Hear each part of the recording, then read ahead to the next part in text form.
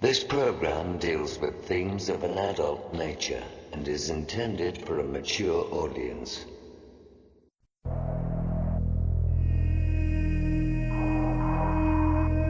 The very word secrecy is repugnant in a free and open society.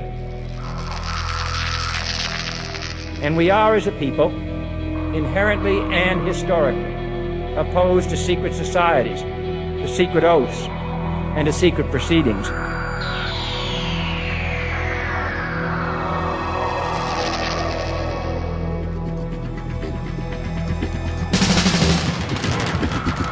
Our differences worldwide would vanish if we were facing an alien threat from outside this world. We must guard against the military-industrial complex. UFOs, paranormal phenomena, and deep analysis of current world events from somewhere in the desert between Area 51 and Roswell, blasting across the planet. The Manticore Network proudly presents Veritas, because the truth will set you free.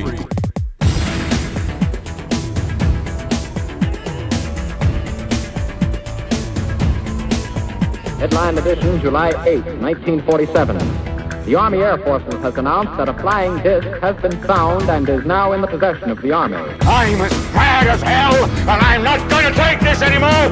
The power they took from the people will return to the people. The Matrix is everywhere. It is all around us. It is the world that has been pulled over your eyes to blind you from the truth. Shall I tell you what I find beautiful about you? You are at your very best when things are worse. Sooner or later, though, you always have to wake up.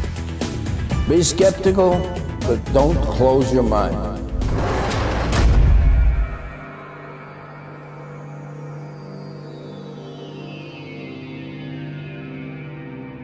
Greetings to everyone around the world, and a warm welcome to another edition of Veritas at VeritasRadio.com. I'm your host, Mel Fambregas, and I sincerely thank you for joining me once again. And if this is your first time, please make yourself at home. I want to thank you, as always, Veritas member, for making Veritas possible. Please subscribe at VeritasRadio.com to listen to all segments of tonight's interview and all of our material. And remember, subscribe not because you want to believe, but because you want to know. And don't forget to visit the Veritas store for MMS, USB drives with all our seasons and bonus material, and everything else we have to offer. And like us on Facebook, and visit the page frequently. We have Samantha, one of our associates, who updates that page every day and includes news that you won't find in the mainstream media. And to get in touch with us for member support, media inquiries, you want to be a guest or are a whistleblower, there's a link for you by clicking on the contact button of our website at VeritasRadio.com.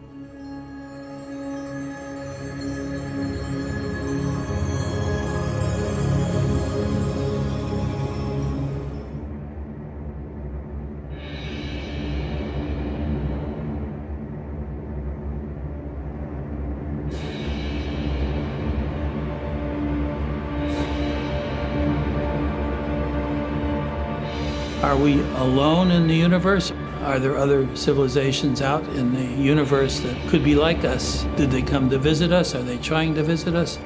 Is there a God? These are all the questions that haunted me all of my life. I was fascinated by a brilliant author named Zecharia Sitchin. I felt within the story that Sitchin was writing were the answers that I was looking for. Sitchin was a biblical scholar. He taught himself how to translate cuneiform, the first written language on our planet. The cuneiform tablets were discovered in the 1830s in the sands of Iraq. These are pre-biblical stories that were written by the Sumerian civilization. The stories in the cuneiform tablets are that the Anunnaki, the space-age civilization, came to this planet 450,000 years ago for the sole purpose of mining gold.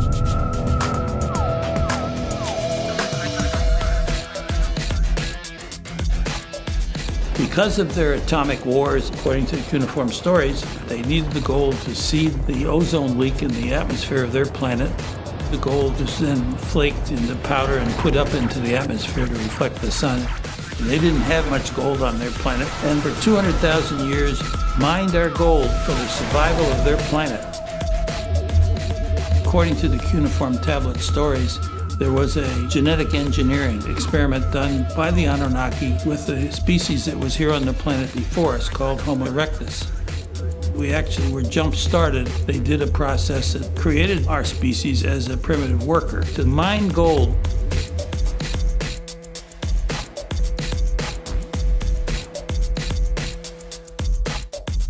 The easiest way for an advanced civilization to collect our gold was, rather than digging it out and processing it, was to take placer water, which was stripping the gold out of the veins and bringing it down the river and collecting it by separating it. And it dawned on me that many of the monuments that were built were step pyramids, which looked to me like washboards.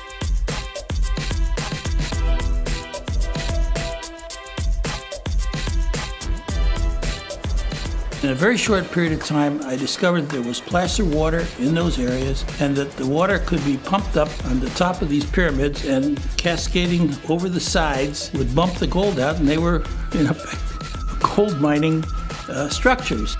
This summer I was in Sicily, so I went to this theater called the Greek Amphitheater, which is made out of a solid limestone hillside. And I examined it, and sure enough, each of the terraces of the amphitheater had lips on them. The water came to the lip, the gold banged into that and was collected. And I discovered over 14 different major iconic archaeological sites. These are all potential washboard gold mining icons that were built in difficult places with advanced engineering skills. The Great Pyramid of Giza has been a puzzle for hundreds and hundreds of years. My washboard gold mining theory fits perfectly into that complex. I think I've solved the problem. There are people, particularly those in the scientific community, frankly called me a woo-woo. To those who don't understand, woo-woo, that's off the wall, somebody that's kind of lost his marbles. But that doesn't bother me. The scientific community in the United States is funded by the federal government. The fear of losing your funding is part of the impetus that prevents many in the scientific community from coming right out and saying, well, this is what we know and this is what we believe. Sitchin had many people who said he didn't translate it properly. Words didn't say what he said they were. The mainstream archaeological community is unwilling to accept Sitchin's theories, which I support. They've got a huge investment in what they've already said. My relationship with Zechariah covered a 10-year span. I consider myself a disciple. Since he's no longer with us, I feel responsibility to carry the torch. I believe he had the Rosetta Stone of our ancient civilization.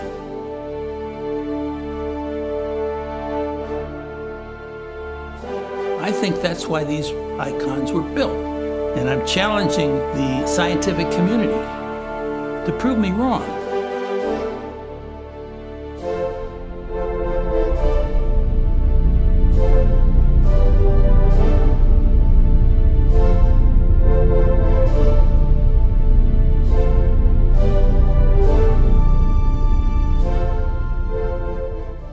Could what we believe about mankind's creation be wrong?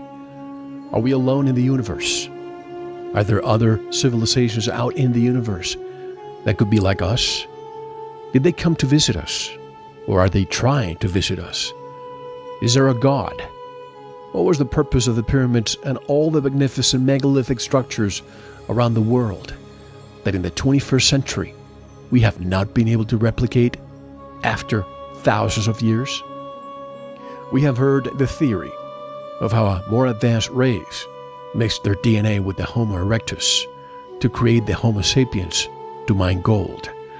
What is the sole purpose of many megalithic structures in the Middle East, Africa, Europe, Asia, and the Americas? Were built as washboards to collect gold from running water and had nothing to do with what you and I thought until now? These are some of the questions that tonight's special guest has pondered all his life. He wants to know everything. This is the way his mind works. Sounds like me. And to answer these and many more questions, Marshall Klarfeld is coming up next right now on Veritas.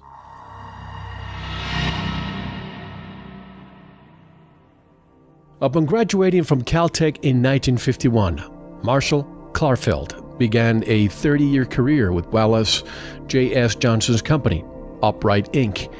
In 1963, Marshall's boss, Wallace Johnson, was elected mayor of Berkeley, California. Sharing Johnson's business and political philosophies, Klarfeld became his aide-de-camp. This partnership produced 2 national political campaigns, including the New Hampshire presidential primary election of 1976. In spite of all this excitement throughout his life, the lingering questions about man's origins that Marshall pursued while an undergraduate at Caltech still haunted him. He is the author of the book titled Adam, the Missing Link, which blows the lid off a closely held package of historical and scientific facts proving that the human race was created by the alien genetic engineering technology nearly 250,000 years ago. In 2012, Marshall discovered a new equatorial timeline that appears to date the construction of the Giza pyramids, Easter Island statues, and the Nazca lines to over 100,000 years ago. He has also discovered a new theory that branched these structures as creations of the space-age civilization called the Anunnaki.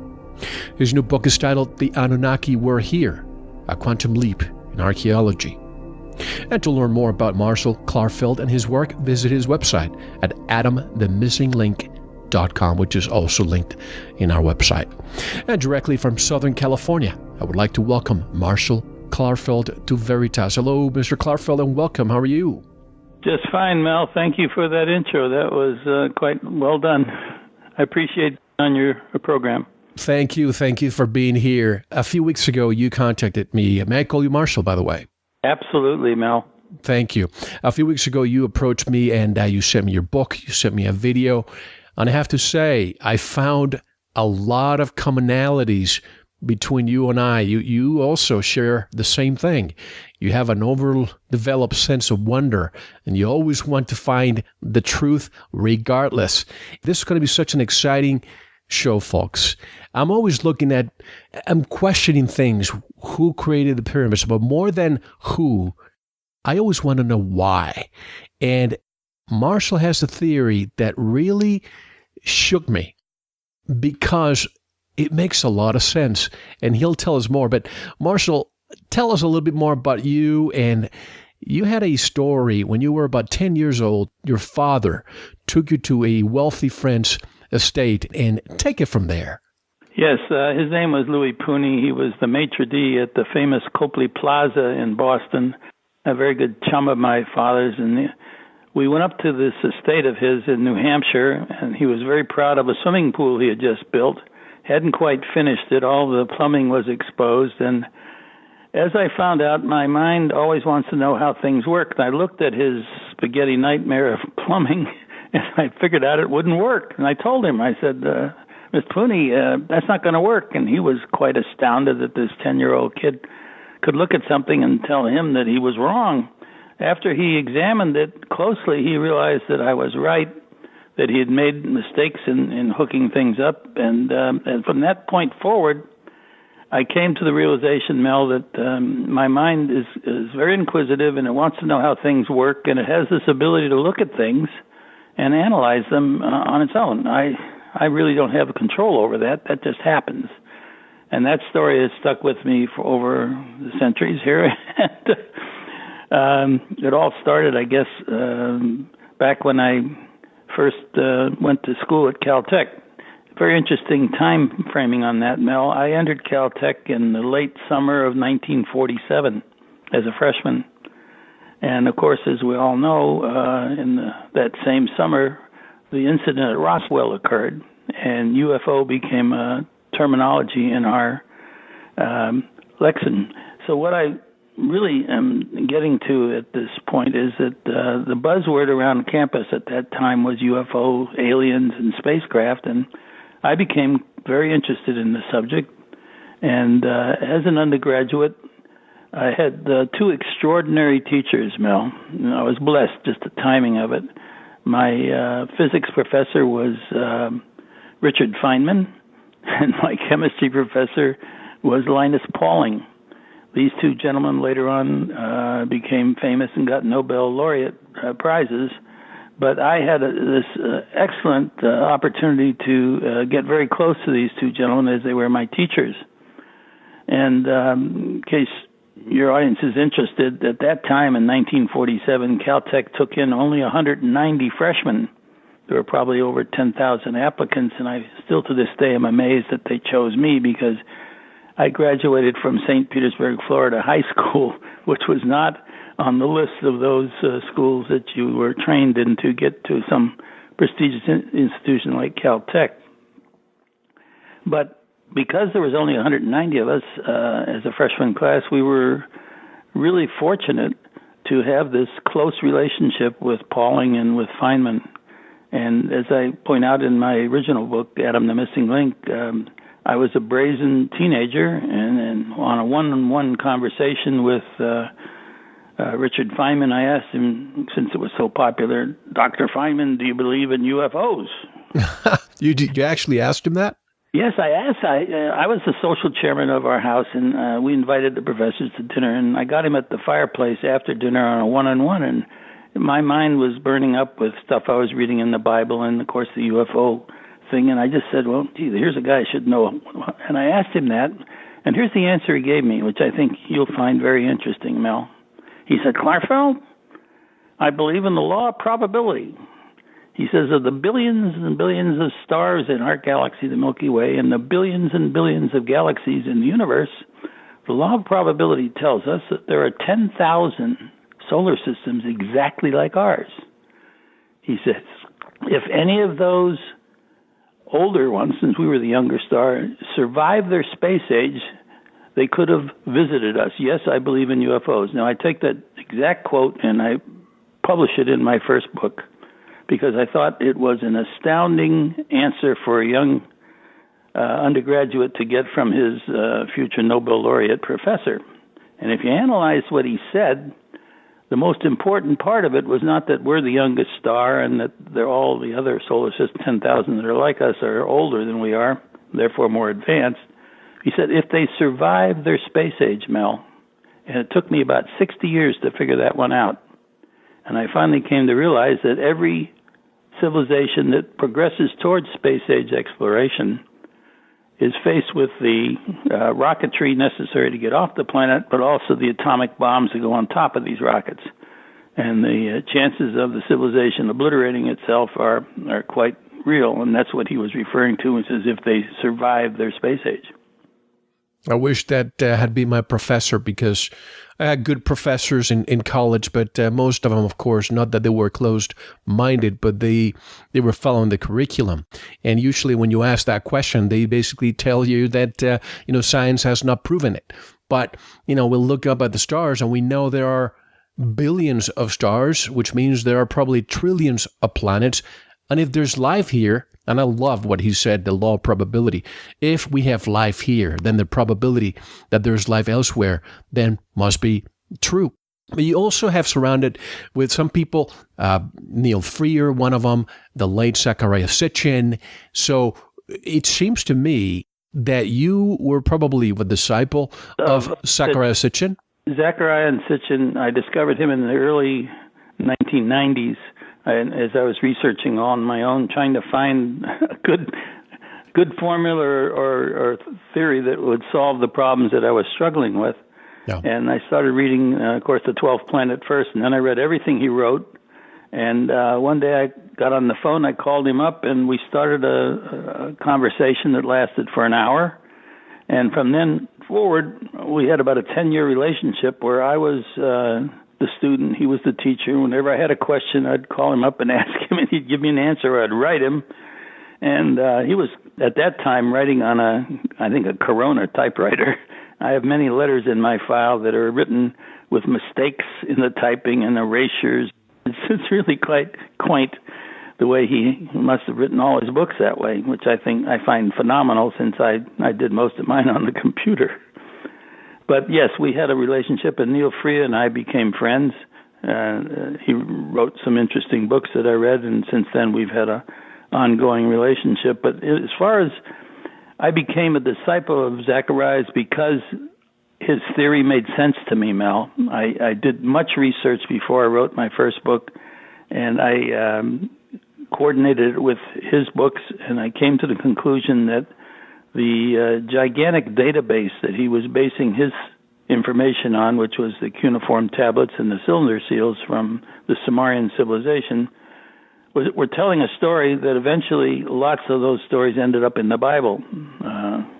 I was a biblical student before I went to Caltech, and what really got me absolutely intrigued was that the stories that I found in the Bible were so scientifically based that I wondered, how did these guys 5,000 years ago know all this information? Where did these, the fourth day, the greater light of the day and the lesser light of the night? We were taught at Caltech that solar systems are born by accumulation of gases spinning around, and then finally the planets form through a collection of materials. And late in this period, if a solar system is to be successful like ours is, the sun ignites, finally. But it's late in the process. And I looked at the six-day creation story that was in the Bible, Genesis, and I said, it says on the fourth day, God created the greater light of the day and the lesser light of the night, which was the sun and the moon. Well, that fit with what I was being taught about solar formations. And I said, how'd they know that? Who wrote that story? And then when I found Zechariah, it kind of all fell into place, and I'm sure you've read his material as I have, and came to the same conclusion. And since he's no longer with us, I've made myself his disciple. I'm out there fighting all the good fights for him and with him, and advancing as best I can on the basic theories that he formulated, so that we can go forward and get to his goal, which is, I think all of our goals, is to get disclosure. You seem to be carrying his torch, but it was Neil Freer who introduced me to Zechariah. As you know, later in life, he was more, he wasn't granting that many interviews, but he actually allowed me to interview him. And I guess I'm very privileged to say that it was his last interview. Yes, I heard that, Mel. I went to your archives, and I was delighted that you were able to achieve that, because frankly, in some of my conversations with him, and I think you perhaps noticed that too, he wasn't very verbose about talking to people. I've heard him interviewed on Coast to Coast, and Nori would ask him a question, he'd say yes, no, or read my those are his stock answers. That's right. You did a beautiful job with him. You got him to come out and to explain things, and I think that's the secret of being a good interviewer. Thank you. I appreciate that. Well, I do remember him and Michael Tellinger, who you probably also know, of course, since you referred to the Adams calendar and so on. All these people who continue looking at Zechariah Sitchin's work. And the reason why I started reading Zechariah Sitchin's work is because, like you probably, I could never get the answers from academia. I could never get the answers at my local library. And it was people who really thought outside the box. Those were the people I gravitated towards. And I remember vividly one conversation I had with him when I said, Zechariah, what happens when a civilization accelerates to the point where they progress more technologically than spiritually? But he says, well, the proof is that we probably have had that in the past. Look at the Sinai Peninsula. It's almost glass. So in other words, there could have been a nuclear explosion detonation maybe thousands of years ago, and we seem to repeat the same cycle again. So I wonder, Marshall, if we have wiped ourselves out in the past and continue to repeat the same all over again.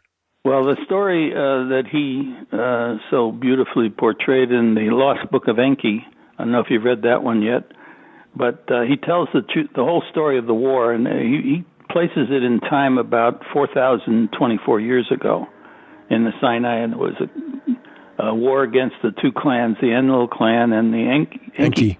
Yeah. And that there were 7 atomic weapons that were brought from Nibiru and hidden on the first voyage. They thought they needed them to blast their way through the asteroid belt to get to our surface, but obviously they didn't. And then the smart ones said, well, let's bury these. These are trouble. They had nuclear wars on their planet, on Nibiru. There's a history of that also.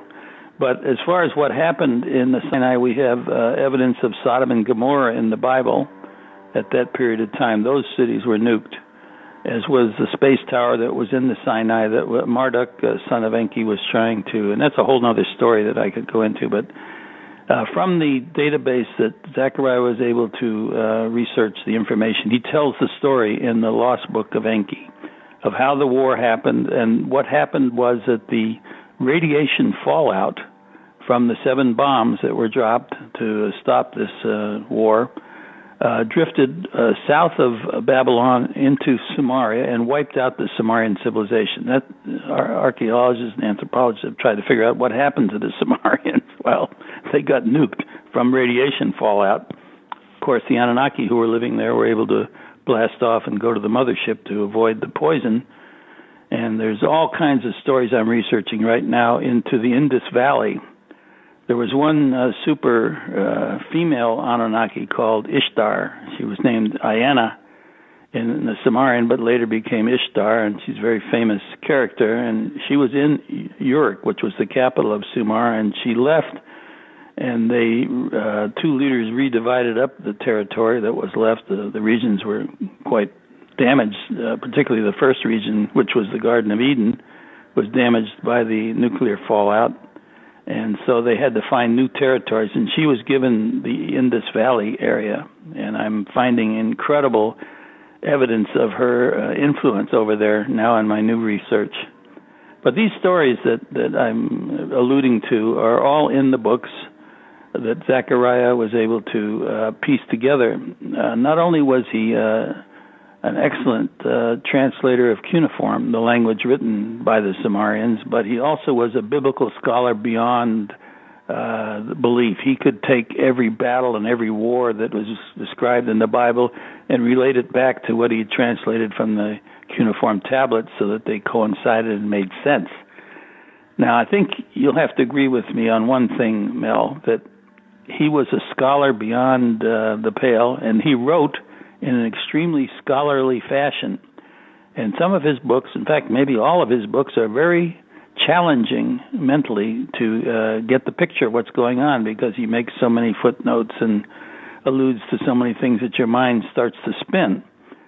So what I told him when I was putting my first book together, I said, I'd like to do a kind of a Life magazine book of this story. And he said, what do you mean, Marshall? And I said, well, it's going to be 8.5 by 11, and it's going to have lots of pictures in it, Zechariah, so that people can look at the pictures and then pick up the words and maybe get the story more easily that way. So what I've done in all of my books, the 3 books, is I've had lots of, hundreds of pictures that show the story, and they are worth 10,000 words, so I don't have to get very elaborate about explaining what's going on. I just show the evidence, and then I explain how it fits. So that my books are more easily, I hope, understandable by the reader than Zechariah. Zechariah's books are the authority, but you have to be really, really want to read them. Force yourself to read them because they are challenging. Right. You have a lot of images, which, as you say, pictures worth 1,000 words, and you can actually relate to what you see here. But let me ask you, Ishtar, Easter, is there a correlation, in your opinion, between Ishtar and Easter? And also, I've heard that Israel, the word Israel, is a combination of Ishtar, Ra, and Elohim. Have you heard that before? Yes, I heard that, and I think I read it someplace recently, but I want to point out, and I wanted to point out to the person that was telling me that originally her name was Ayana, and she became Ishtar when you got to the Babylonians. So the original character, or the original personality of the granddaughter of Anu, and she was born of the Enlil clan. Her name was Ayana. And so I don't think that when she became Ishtar, which was every time her image changed, she got another name. And if you start backwards, say from the Romans, she was Venus, and in the Greeks, she was Aphrodite. And then you go back to the Babylonians, she was Ishtar, and go back to the Sumerians, she was Ayana. So that I find that a stretch. People sometimes like to do things like that, but I have not found any research that would connect her name to either Israel or Easter. And by the way, one thing that I enjoy about your research is that when you write, it permeates the fact that you're always looking for the primordial questions, so primordial answers, who we are, where we came from, and what our future can be. And you even say this, quote, I have always been intrigued by the constant demands of my mind when I encounter something new and interesting. It appears I have been, quote-unquote, gifted or, quote-unquote, cursed with a mind that insists I understand how things work, why they were created, and what their purpose was. And believe me, I know, because I got in a lot of trouble for asking so many questions. But let's dive into the main topic of the Anunnaki Were Here, your new book. Okay. Tell me how you found this correlation between pyramids and washing boards for mining gold. Okay, here's the story, and I think it's kind of interesting because it's kind of like fate took over to get me there.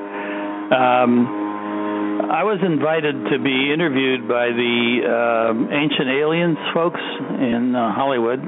By the way, you have a landscaper or a gardener behind you there, I guess, right? It'll be gone. You want to wait a second or two till that goes, and we won't have it in the background while Let's I talk. do that. You're, I don't know if you credit that to you or to your mind. Yeah, how does it work? What you want to know how it works. I think I've come to the realization, and I'm a bit older than you are, but I have no control over that. It takes over. It does it on its own. There's something wired into my synapses in my brain that says, when I look at something, it immediately says, how does it work? And I start taking it apart. And I'm not doing that. I'm not consciously trying to do that. That happens kind of on its own. And I don't know how to, attribute it. No, I hear you. I hear you, Marshall. I don't know if you know who Colin Andrews is. Do you know who Colin Andrews is, the father of the term crop circles? Oh, yeah. Yeah, well, sure. I heard his interview on your program.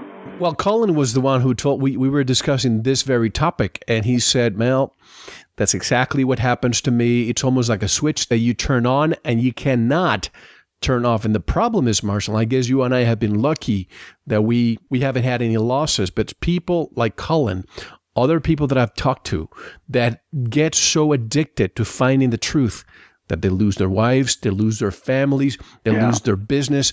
Yeah. And, it's a matter of finding a balance, but sometimes it becomes so addicting in our own DNA that it's difficult to stop it. Right.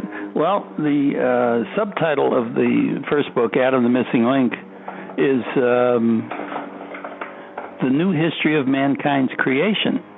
Now, as I looked at the various ways that Zechariah and I approached the subject of Adam, and I decided that subtitle would attract some people's attention because we've all been programmed historically by what's in the Bible. And the biblical stories allude to the creation of Adam, but the truth of it is revealed by Zechariah's interpretation of how the cloning was done.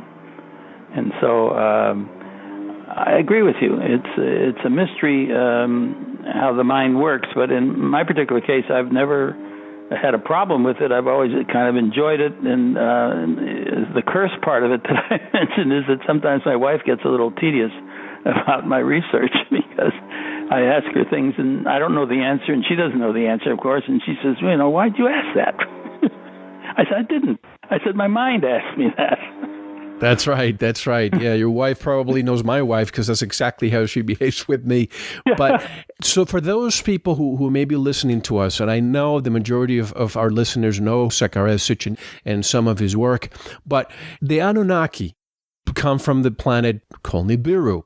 And probably they had nuclear weapons there. And at one point, they depleted some of their atmosphere, and they feared that their civilization was going to die. And that's why they had to deploy themselves elsewhere to be able to find gold, to make it into dust particles, and bring it back to Nibiru and just replenish the atmosphere. People who struggle with that concept, they can't understand how a planet that goes so far away from our sun, our star, can survive. Well, I say it's just like a spaceship. In other words, the environment inside a spaceship is controlled. The atmosphere is controlled. And if they have a puncture in a hole in the spaceship, they're going to lose their atmosphere and they'll die. And that's basically what the Anunnaki were faced with, is that the ozone leak was losing their atmosphere.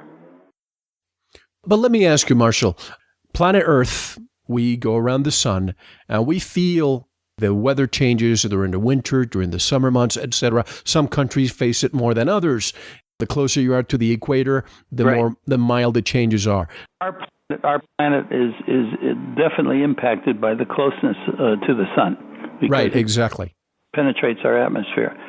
Now, Nibiru, it has an elliptical orbit, according to Zecharia Sitchin. Right. When it goes far, the change in temperatures should be incredible, wouldn't it? It is, but not so much as you would think. They have an internal source of heat. In other words, just like the core of our planet is very hot, has lots of heat, and it comes out in volcanic eruptions every now and then. But they have an atmosphere that is temperature lower than ours, and they found one of the problems Zecharia told me that he translated was that when they got to our surface, they were bothered by the heat. They weren't used to the temperatures that we have adjusted to in our species, because they were used to living in a planet that was a lot cooler. But that's things you adjust to. It's just like Eskimos versus Hawaiians. Okay, I understand the weather, the temperature change. How about light, or the lack of light, as Nibiru is farther from the sun? Do you have an iPhone, iPad, or Android device? Well, now you can listen to Veritas too. Also, our RSS feeds now contain every single show. So if you're on the go, now better than ever, you should become a Veritas member. Listen to this entire interview and take it with you commercial-free. Don't wait any longer. Subscribe and upgrade your mind at VeritasRadio.com.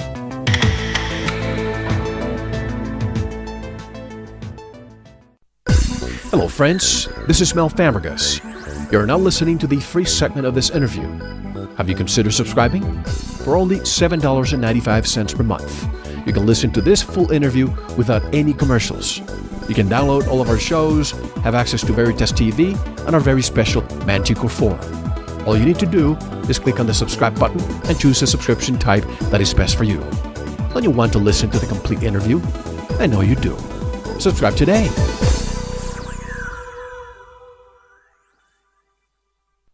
Hawaiians.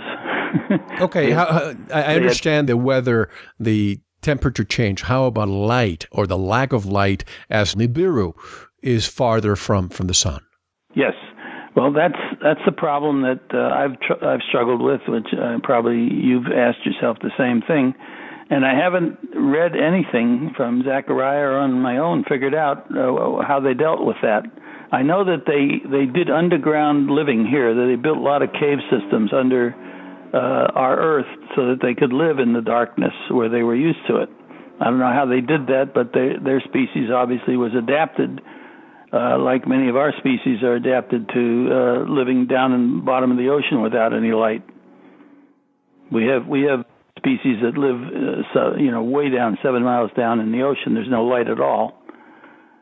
And those creatures survive. And I'm not an expert when it comes to weather. I'm not a geologist, but last year I went to a town close to me in Arizona called Bisbee, and temperatures in the summer were, probably about 108, 112. Sometimes it was one of the hottest days in the summer. So I went there, and they have this mine there. You enter in a train, and not even 2 minutes after you enter the mine, the temperature changes year-round to 47 degrees Fahrenheit. Yeah. So imagine Nibiru going so far. It makes you wonder. Yeah, well, but the atmosphere it's like a shield. It protects us. It keeps the heat in. In other words, they generated their heat from internally in the planet, just like we generate heat, and it comes out through volcanic eruptions. And fortunately, we have a balance, and there are species on this planet that have adjusted to the various temperatures. So we know that's possible in a species to adjust to light and temperature. For instance, up in the northern pole regions, there's 24 hours a day of sun, and then there's 24 hours a day of darkness. And some of the Swedish people kind of go nuts when they don't have any sunshine. I've read stories about the psychological impact of daylight and sunshine. So I think that the species Anunnaki was capable of adjusting to their atmosphere on Nibiru and their lack of sunlight on Nibiru. And when they came here, the heat was the thing that seemed to bother them the most, and they lived a lot of times underground in these things that we find and can't figure out, who the hell dug those cave holes down there on these various places. I've been to a lot of archaeological sites where that's underground living. Right. Looks like. Anyway, that's another story. It makes you wonder. It was Art Bell. I heard Art Bell once say that each planet has its own idiosyncrasies. In, for example, planet Earth, whenever it's too hot, maybe that's why we have the hurricanes in the summer, to cool off the planet. And if it's too cold, then the volcanoes erupt. To living planets. So the same thing might be happening with Nibiru.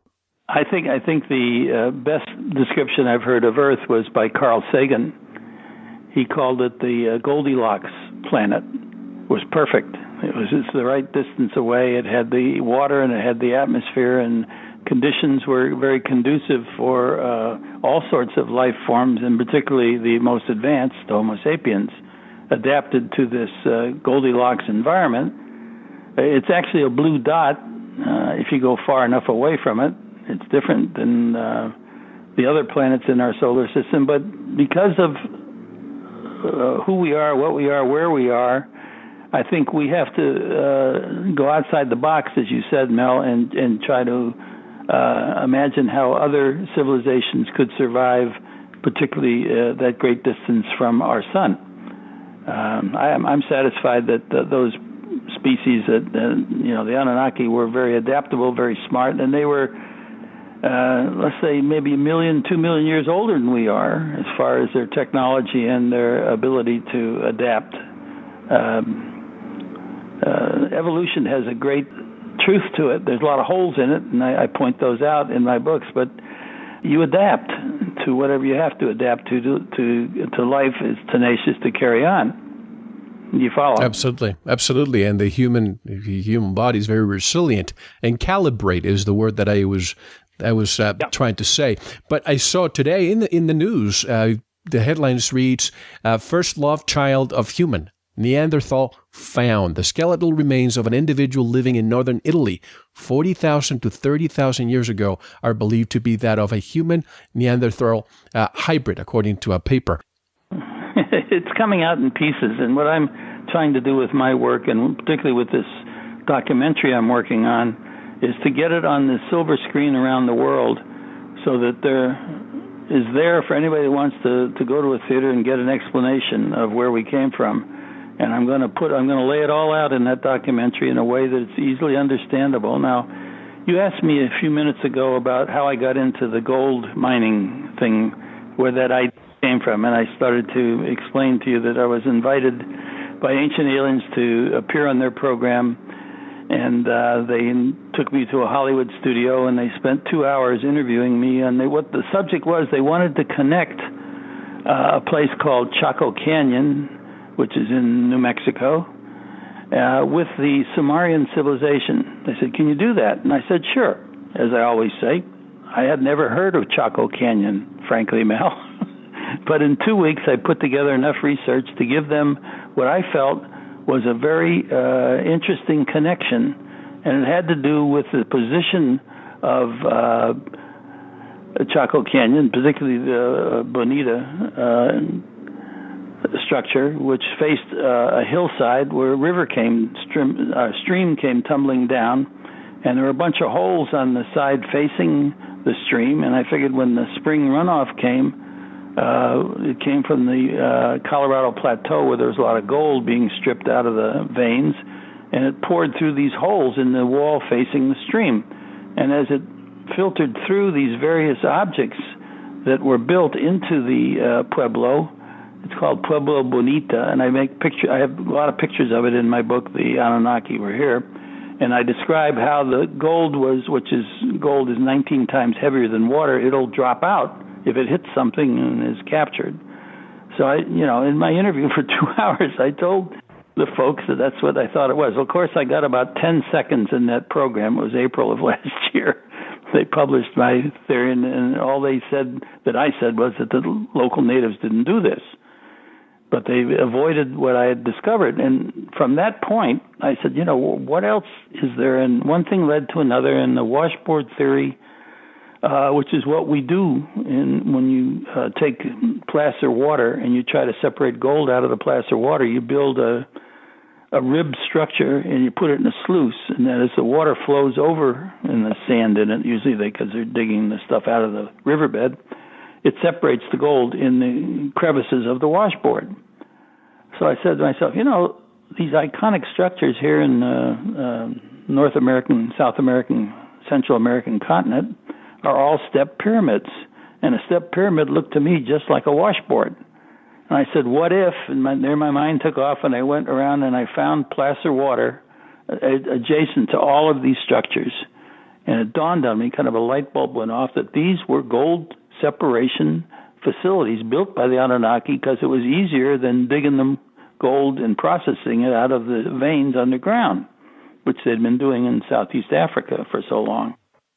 Anyway, that led me to search for other iconic structures that archaeologists have attributed to many, many civilizations. And the one that really wowed me, I don't know if you looked on that page where I show Machu Picchu.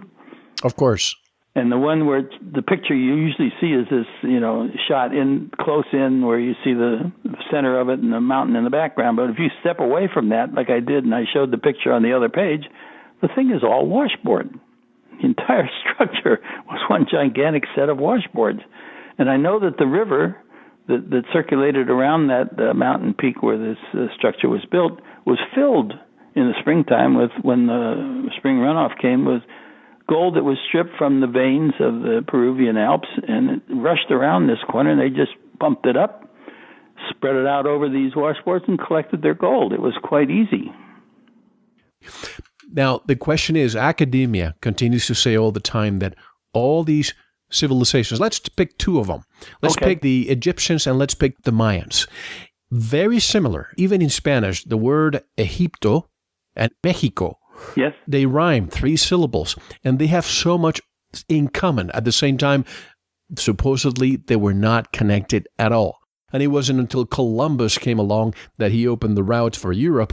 But you think that these civilizations were in touch with each other? Oh, yeah. In fact, civilization as we know it, as you and I speak about civilization, let's take the Sumerians as an example. They sprung up out of nowhere. And as Zechariah pointed out so beautifully, that they're still scratching their heads as how they got all the first.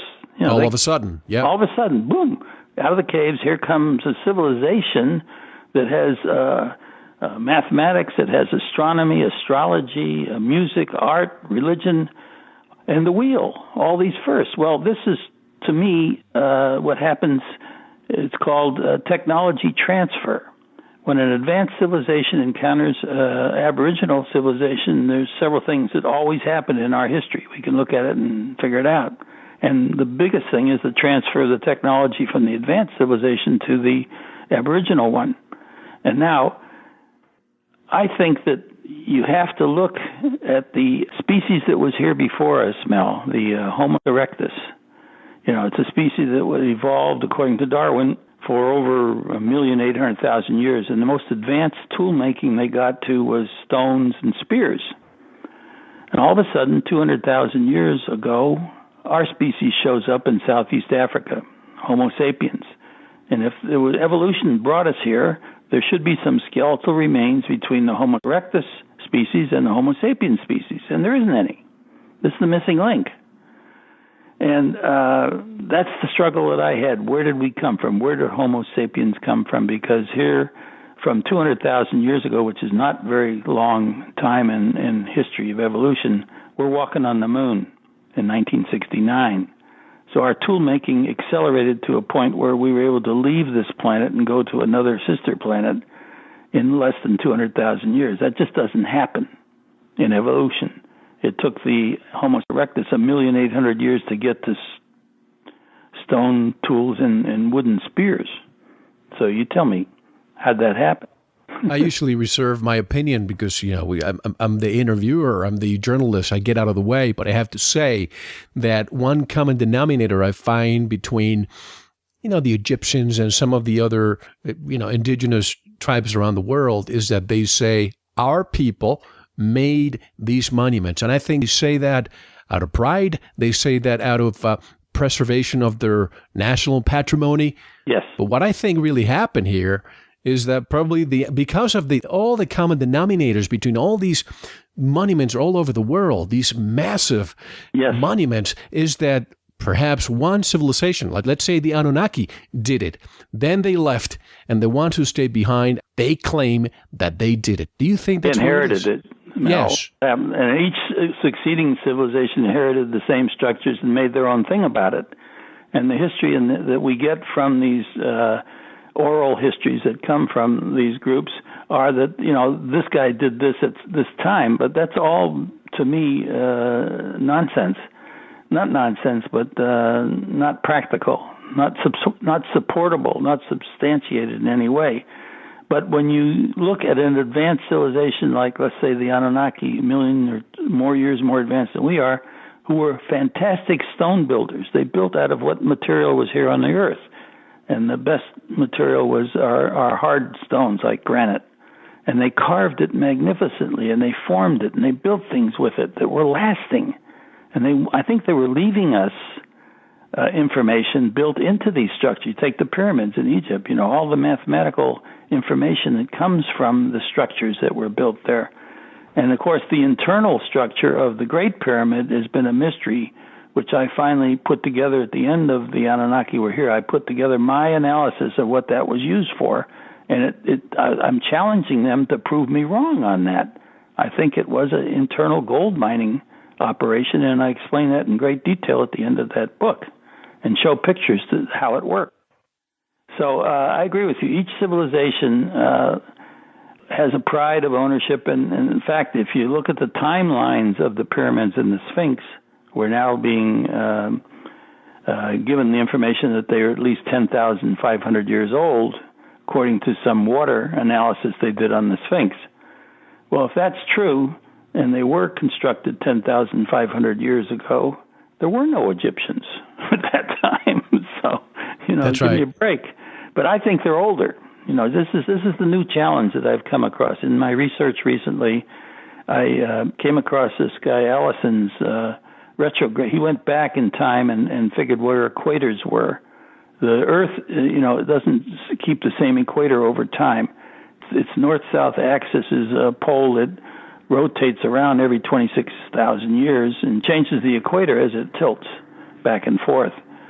So he came up with this equator that I reproduced in The Anunnaki Were Here, my third book, showing that on the equator, between 120,000 and 84,000 years ago, I took a middle thing, I said 100,000 years ago, the major iconic structures of the Great Pyramids, the Easter Island statues, the Nazca lines, and the Plain of Jars, and I think Atlantis also, were on this equator, exactly. Straight line. Straight line. And here's the thing. When we go to another planet, when we go to Mars with our lander, we always enter the orbit around the equator because that's where you get the most help in re-entry. It kind of is a drag there because it bulges at the equator, and that drags the thing down, slows it down, it's enter. So if they were coming from their planet to enter into orbit around our Earth, the equator would be the obvious place that they would focus on coming into. And the Earth was barren. It didn't have any electronic infrastructure to guide them. They made marks on the surface.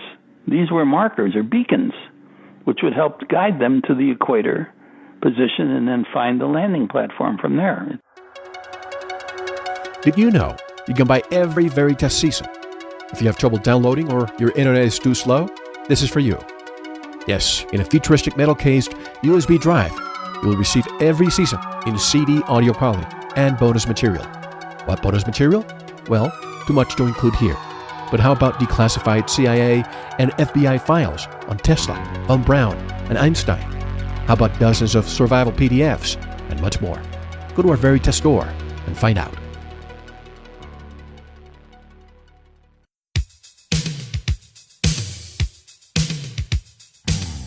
You have heard me talk about MMS many times, but do you have it in case you need it? When I say that it's better to have it and not need it than need it and not have it, I really mean it. And it's so inexpensive. Listen to my interview with Jim Humble and find out what MMS can do for you. I always keep it handy. You can also buy a travel kit. Go to the Veritas store for more information. I mean, think about it. If they're coming here in search for gold and they needed water, if they're flying over the planet, they look at what's now the Tigris and the Euphrates and the Nile, and they think, well, this is the equator. Look, we have 2 great rivers or 3. Let's do it there. Yeah. And the interesting part that Zechariah gave to us is that when they landed, they thought they could get the gold off of the surface of the Persian Gulf, under the Gulf's surface is where the gold would come. It came down the Tigris Euphrates rivers from Turkey. It was being washed out of the Turkish gold mines, gold veins, and ended up. So they started sucking the material off the floor of the Persian Gulf with their vacuum, their suction hoses, and they brought up gold. But with it, they got a bunch of other stuff. They got all kinds of minerals, and it was, the preponderance of the material was not gold. So it was kind of an inefficient way to separate the gold.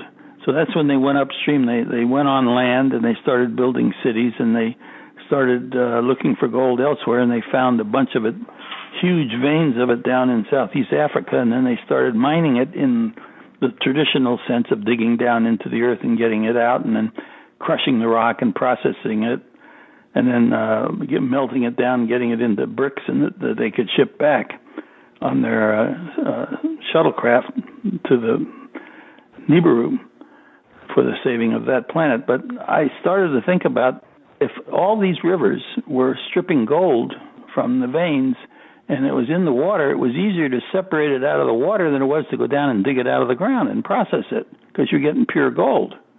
And all you have to do is just make something up like a washboard that would bump it out and then collect it. And bingo. The light bulb went off. Absolutely. In 2 areas, of course, the Great Pyramid of Giza impresses me, but also Machu Picchu. People think that modern Western civilizations found that hundreds of years ago, but that's not the case. Was it 1911? It's when finally it was discovered. What took them so long to get there, Marshall? Well, it's in a really remote location. It's way up in the top. The Andes Mountains are the highest mountains on the planet. They top out at around 14,000 feet generally. And so this thing, I think, was built at 13,000 feet up in the Andes, and it was hard to get to. In fact, if you've ever been there, it's a heck of a hike to get up there, even on trails that have been put in place to get yourself up there. And once they uncovered it, they were trying to figure out, who did this and who were the local folks. Now, here's what I found as a commonality in archaeology, that they always credit everything to the local people who were there at the time and figured and worked backwards from that. For instance, on Stonehenge, it was the tribes on the Salisbury Plain that did it, because they were the only ones that were there. They never thought about a space age a technological society coming here and doing things, so they had to give credit to the only people they could think about, and those were the local folks. Right.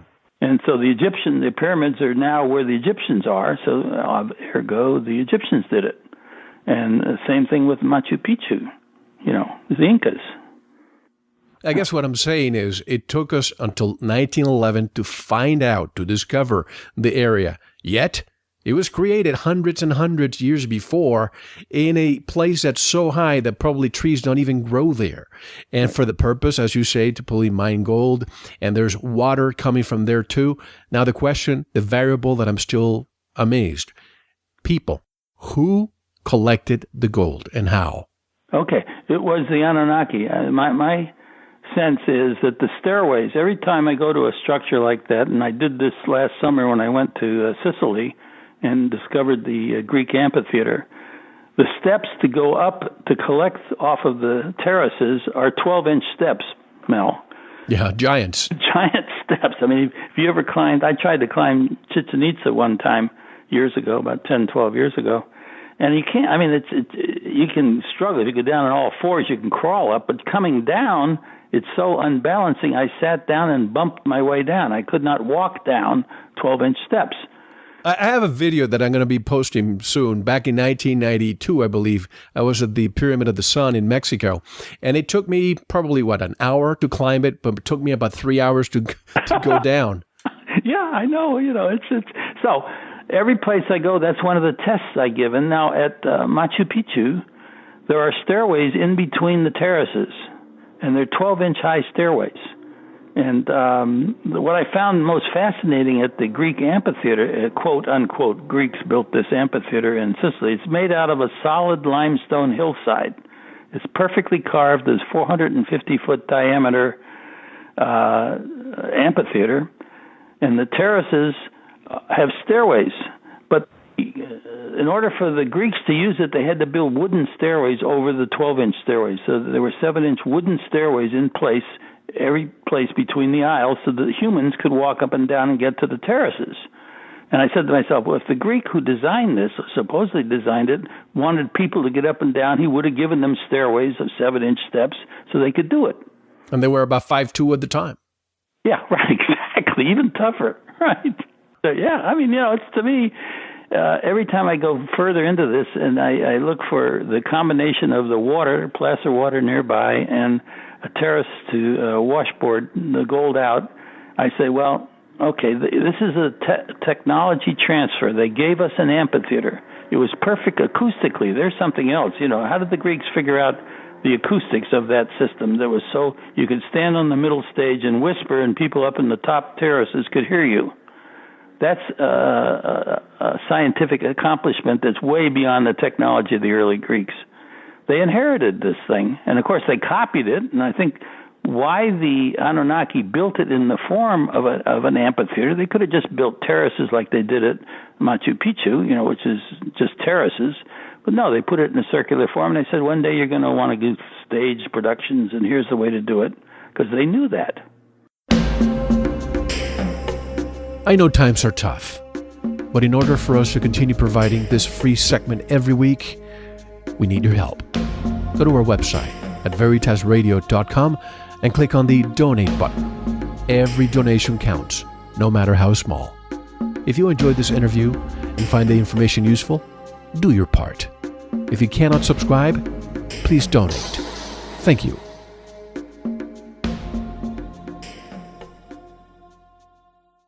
So you think that the reason why it was circular was so that when the so-called washboard would bring the water and the gold would actually end up in this center?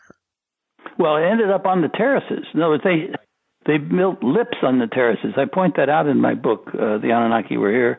I took pictures of it, and I show that, who would sit down with the primitive tools that they had to carve into this very hard stone, and then on the terraces build a lip, which means you had to remove a whole bunch of stone to make a lip, right?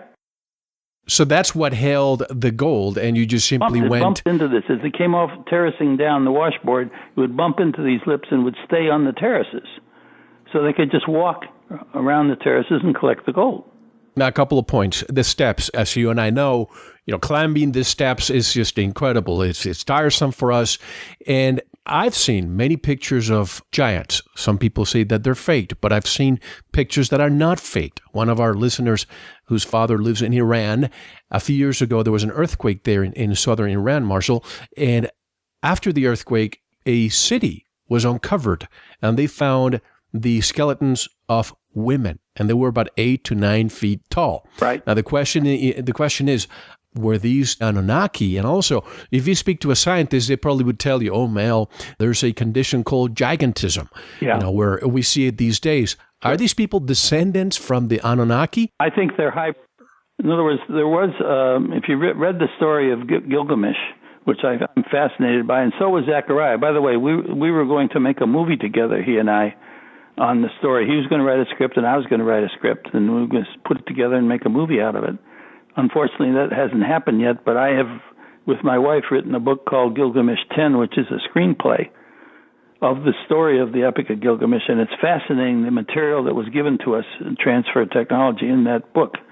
And what happened was that the sons of gods, this is quoting from Genesis 6:4. You go to your Bible and look at Genesis 6:4.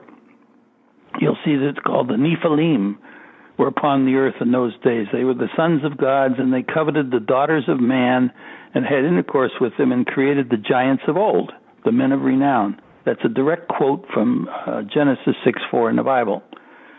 So what happened was that the Anunnaki coveted women. They created our species by the cloning process, which is explained also in that book.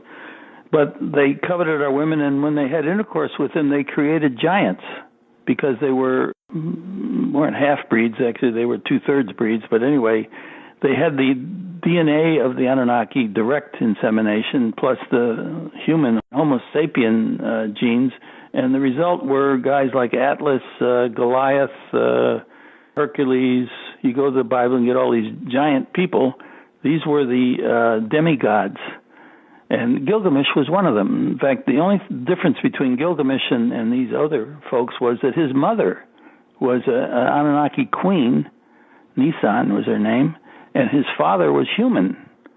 So since he was born from an Anunnaki female, he was two-thirds Anunnaki. That's the way the thing came about. If your mother was Anunnaki, then you were two-thirds Anunnaki. And his quest was for immortality. He said, Mama, you live forever. Why can't I? And it's a fascinating story. If you've never read it, please, I'll send you a copy of Gilgamesh 10. You'll be delighted with it. My wife and I put that one together, and I think it's worthy of making a feature film out of, because it tells the story, and it's also got the physical evidence that supports the story. In other words, I put pictures in there of supporting the story of Gilgamesh.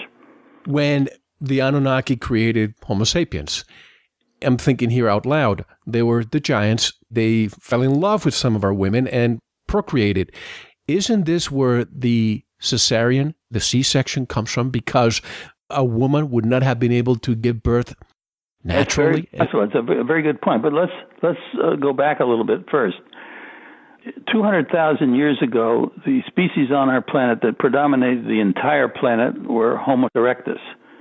They looked like us, but they were a creature, Mel. They had a third the brain size. They had no vocal cords. They couldn't talk. And they were very primitive with their tools. And the Anunnaki couldn't use them. In other words, they were looking for primitive workers, and they couldn't communicate with these guys or tell them anything to do anything because they couldn't understand. They needed an upgrade. So they upgraded. That's what happened. In other words, they took the egg of the female Homo erectus, they scooped out the nucleus, they put their DNA in it, and they planted it in one of their females. So a female Anunnaki produced Adam from this cloning process.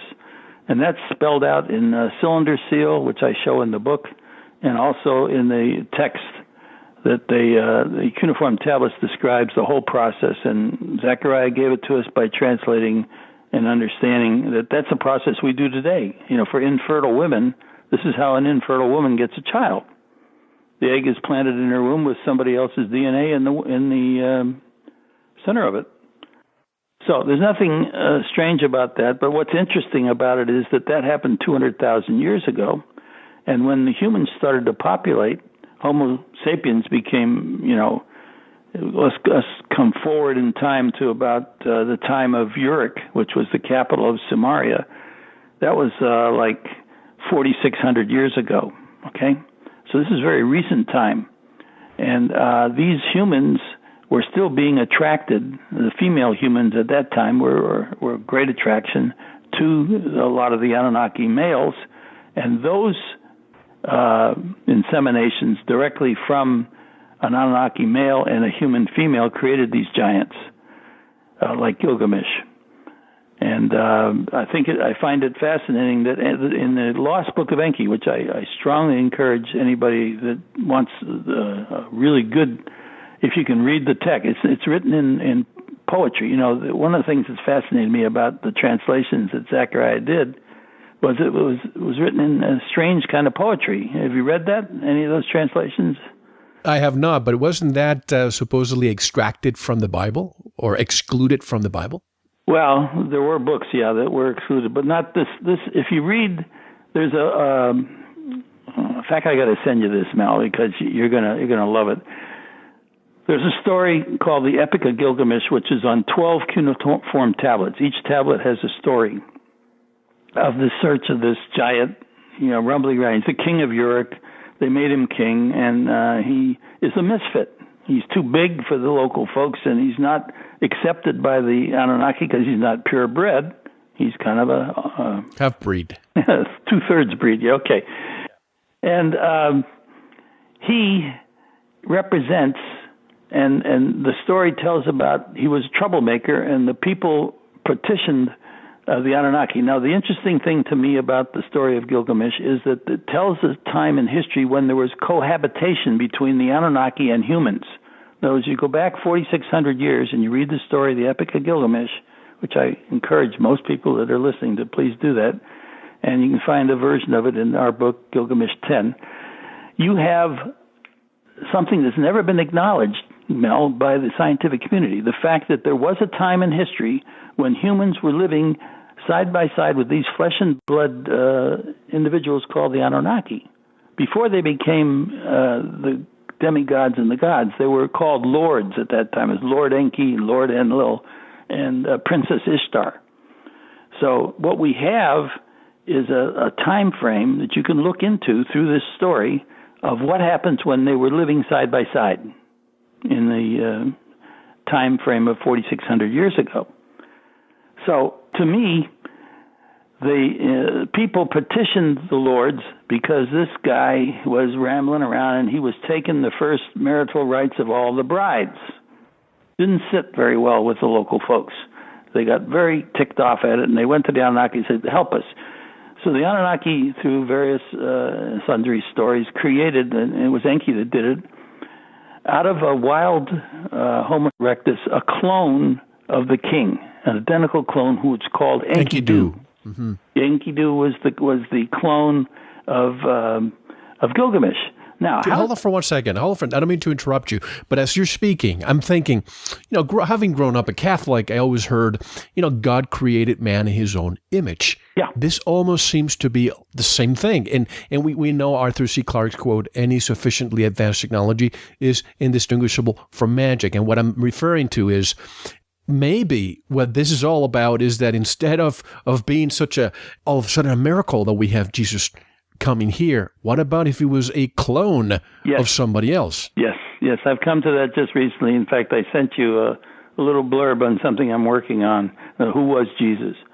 Anyway, to get back to the point I was trying to make was that if they could take a human, not a human, but an adult Homo erectus and make him look like the king. In other words, they altered him by some process so that he was the twin of the king. He was twin in strength. He was twin in physics, except his body was hairy, as the Homo erectus was, but his face was a twin. And there's lots of cylinder seals that shows these two, the king Gilgamesh and his twin Enkidu. So the story is that the people petitioned the Anunnaki to help them get rid of their king, and that's what the story of Gilgamesh is. The Enkidu and the king go off into the woods to take on some monster that was created as a guardian of the trees that surrounded the landing platform. It's a really fascinating story, and in that story they talk about the landing platform, and Gilgamesh witnesses the rockets taking off. And I show pictures of the landing platform that is referred to in the Epic of Gilgamesh, and I show pictures of the statue of Ishtar. They found a life-size statue of this babe in Syria, Myra, Syria, in 1920, I think it was. They dug up this life-size statue, and she's wearing a helmet that looks like it's got horns on it, and it's helmet is called Shugara, which translates from the Sumerian into that which goes far into the universe. How about that? And So somebody made a sculpture of this Princess Ishtar, life-size statue of her, and so this appears in the book because she's the antagonist of Gilgamesh. He refuses to sleep with her. Basically, that's what it turns out, the story, and she gets really mad at that. I have to ask you this, and I wonder if this is too off the wall, but bear with me here. You and Sitchin believe that Yahweh, the Hebrew God of creation, was in fact Enlil, and that you also think the Marduk was Allah. Yes. Sometimes I wonder, Marshall, if religion, and I don't mean to say this to offend anybody, please bear with me, religions, languages, different cultures, if they're all put here to keep us separate all the time. When you have a civilization that's united in a planet, you are stronger. But when you keep everybody divided and you give them Allah, you give them different types of gods, everybody's going to be in an eternal state of war. Do you think they did that on purpose? Mel, you've hit on exactly what I've just come upon. In other words, it's taken me all this time to put it together. Yes, Sitchin and I agreed that the Hebrew God was Yahweh, and we both agreed that Marduk was probably Allah, because he was a bad seed. And if you go back to his reign in Babylon, his king was Hammurabi, and he had 128 rules to live by. And if you read the rules and read the penalties that he imposed on the people, and you read the Quran, they're exactly the same. I mean, that's where it started. Anyway, I've tied this together, and I'm going to probably produce something, but what you said is absolutely true.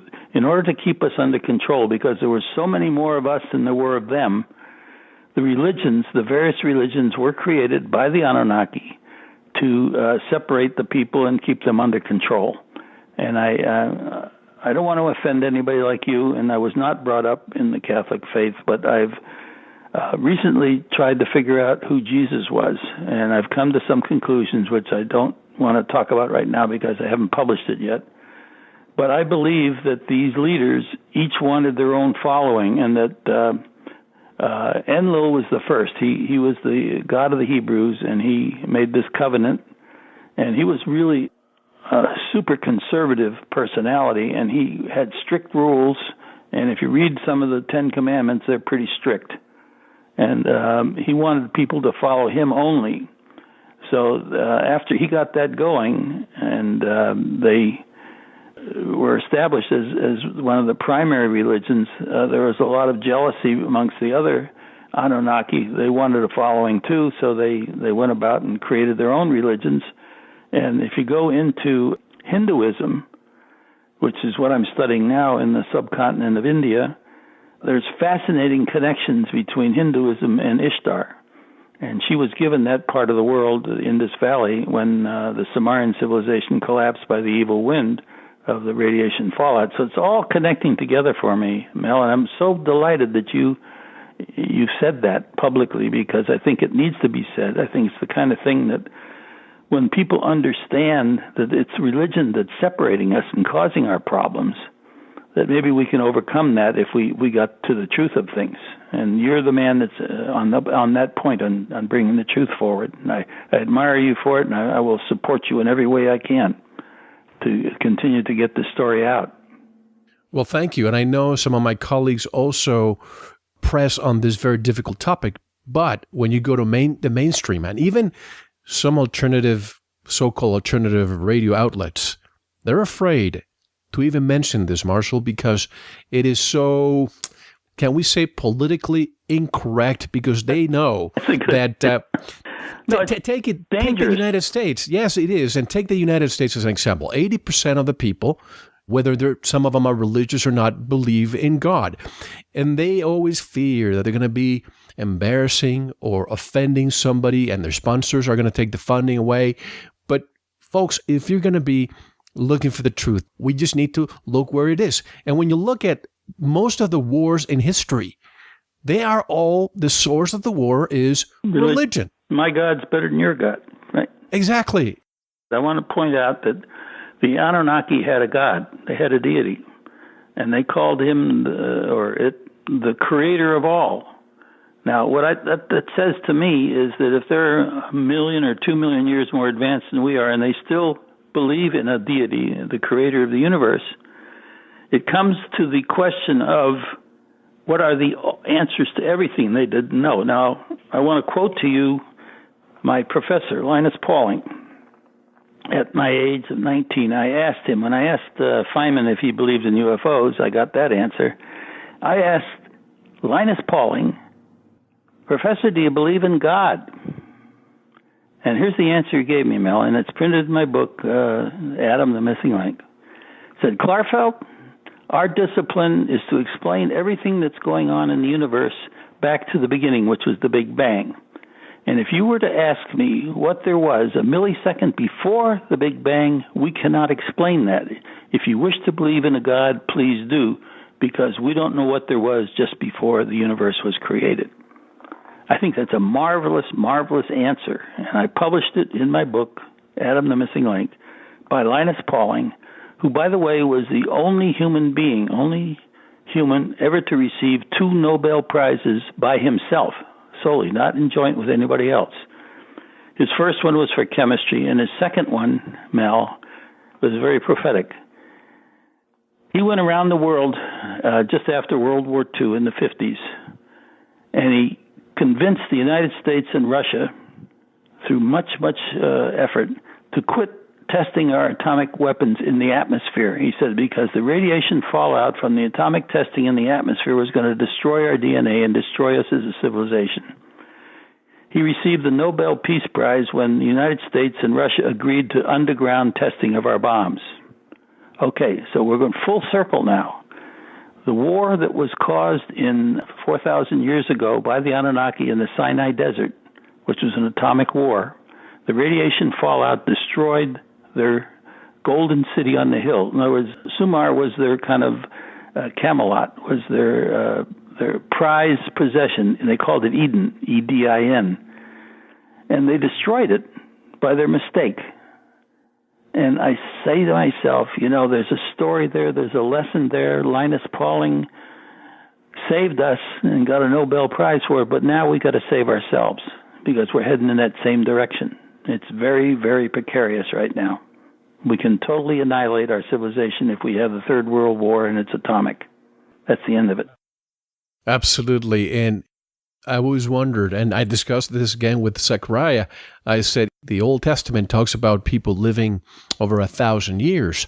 And then as you progress to the New Testament, then we're talking about over 100 years. And now the lifespan, some people think that we're getting better, but I think it's because this is an unrelated topic, but I think it's because Big Pharma keeps the quantity of life, but reduces the quality of life, and that's why we think we'll live longer, but we don't. But anyway, lifespan has been shortened.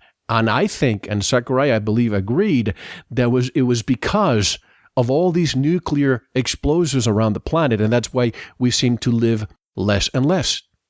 Well, the fallout from the atomic radiation from the testing of the bomb was destructive. It got into the cow's milk. It caused all kinds of problems with newborn babies. Yes. Radiation is a terrible, it's something we can't defend ourselves against, particularly if it's coming down and raining down on us from the atmosphere. So, to me, I put together a scenario that if the Anunnaki had a deity called the creator of all, and they were the fathers of our religions, but in reality, their religion was one God. We all should, kind of clean up our act and recognize that there is a creator of all, but it isn't these separate gods that are causing all these wars. These deities were created by the Anunnaki. I think that's a lesson that we have to get out, and I'm delighted that you're on this point on this subject because it's my passion at my time in life right now is to make a story that's understandable to the masses of people on this planet and to let them understand that where their religions came from is okay because the creators of their religions had a God, and his God was the creator of all, and we all are beholden to the single creator, but not to these many gods that are causing all this problem. And Marshall, we have to take our one and only intermission, but let me just say this, that growing up, I always thought of the statement, "Thou shalt not kill." At the same time, we had the Crusades, we had the Inquisition, we have all that in history where millions of people died because of religion, which didn't make any sense to me, and now I see it more as a control mechanism to keep population under control. But when we come back, I want to continue discussing the gold aspect, the washboard aspect. One thing I always wondered about the pyramids is that there's water erosion. I want to know from you if this is something that we hear about because it rained in that area of the world, or because water was used in the pyramid to extract the gold. But tell us how to get in touch with your work and buy your books. I have a webpage, www.adamthemissinglink.com. It's the title of the first book, ADAMthemissinglink.com.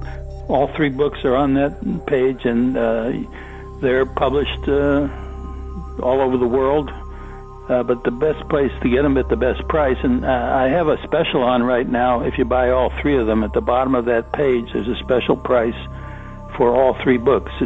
You'll see it as what do you call those things? You push a button on it.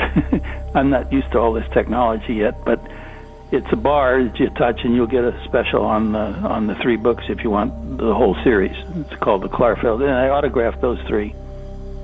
So that's where you can get it, www.adamthemissinglink.com, and thank you so much for mentioning that, Mel. Absolutely, and we have links on our website. And when we come back also, I want to discuss some of the most fascinating monuments in my mind: Baalbek in Lebanon, Machu Picchu, Pumapunku in South America, all of this that has so much that we don't know, especially those rocks that look like jigsaw puzzle, and we still cannot figure them out. When we come back, I'm here with Marshall Klarfeld. This is Mel Fabregas, and you're listening to Veritas. Don't go anywhere. Thank you very much for listening to the first segment of this interview. We will continue with segment 2 with our special guest in the Veritas member section.